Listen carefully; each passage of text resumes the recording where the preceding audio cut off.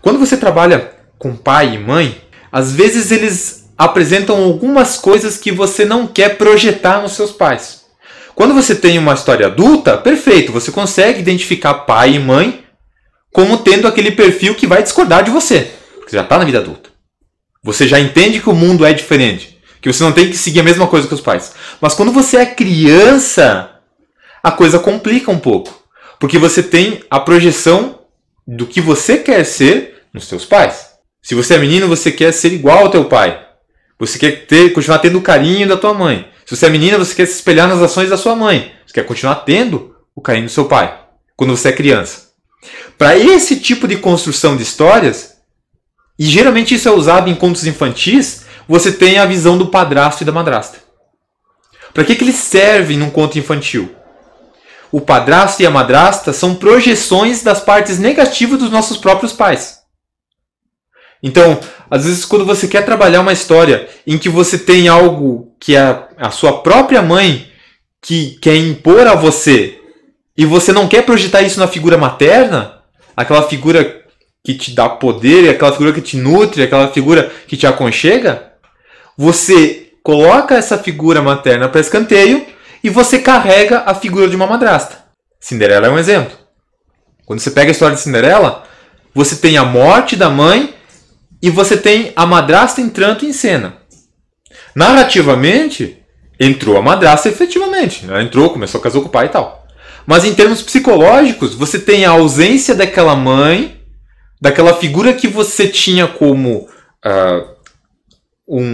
algo para você assim como ideal, e você tem aquela mãe que te bloqueia, não permite que você vá ao baile, por exemplo.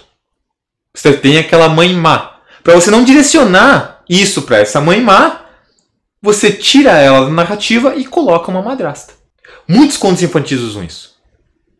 De não querer projetar nos pais algo de ruim. Eles projetam em um outro personagem para que você diga, mas esse aqui é a madrasta ruim, esse aqui é o padrasto ruim que está fazendo isso. Não é o pai e a mãe. Não é aquele pai que me protege. Não é aquela mãe que me defende. Eu projeto nos dois arquétipos de padrasto e madrasta. Então, quando você está construindo uma história, você pode utilizar do padrasto e da madrasta para fazer esse contraponto com os personagens dos pais. Você vai pegar a figura masculina e a figura feminina que você tem dentro de uma relação pai, mãe e filho, e você vai desligar o personagem masculino ou feminino e projetar esse personagem de padrasto ou personagem de madrasta. É isso que ele faz a construção dentro de uma história. É para isso que eles servem dentro de uma história. Então, muito do que você pode utilizar como motivação para você viver a jornada, algumas jornadas inclusive seguem isso, é quando você tem alguém de fora entrando na sua vida querendo mandar. Que nada mais seria do que uma projeção daquela figura, pai ou mãe, que está fazendo a mesma coisa. Mas você não quer explicitar isso na figura do pai ou da mãe. É um recurso narrativo que pode ser usado. Então você pega pai, mãe, padrasto e madrasta, são figuras unidas e contrapostas que podem ser utilizadas no início da trama para motivar a personagem principal a sofrer a jornada. Às vezes não que elas vão ser a pessoa que vai levar, como o caso do Arauto, que nós vamos trabalhar depois. Não é elas que vão levar a pessoa a viver a aventura, mas são um dos motivos que vão fazer com que o herói se descubra. Então ele está insatisfeito em sua casa, ele foge de casa, digamos assim. Um enredo que tem o início de jornada com o personagem fugindo da sua casa. Você pode projetar isso, se for uma história um pouco mais infantil, em um personagem, num padrasto e numa madrasta. Isso vai tirar o peso que você daria de uma obra voltada para uma criança de ela se rebelar contra os seus pais. É um exemplo. Tá? Então é uma construção que você pode utilizar quando você vai mover a tua história e dar as motivações que querem que o personagem sofra a jornada.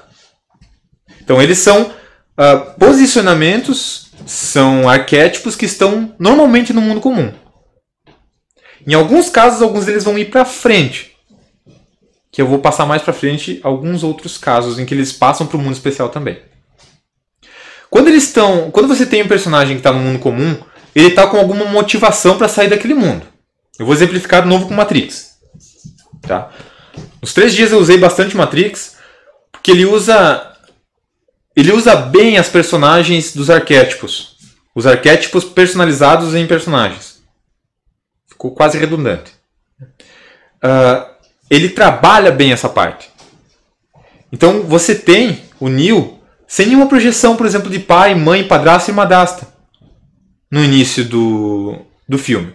Você vê que tem ausência de parentes dele. Não faça em nenhum momento parentes. A dúvida dele não é contra os parentes. Não é contra algo que a mãe dele impôs, algo que o pai dele impôs. Essas personagens são colocadas de lado e é colocado o que leva ele realmente à jornada. Diferente de Cinderela. Diferente de João e Maria.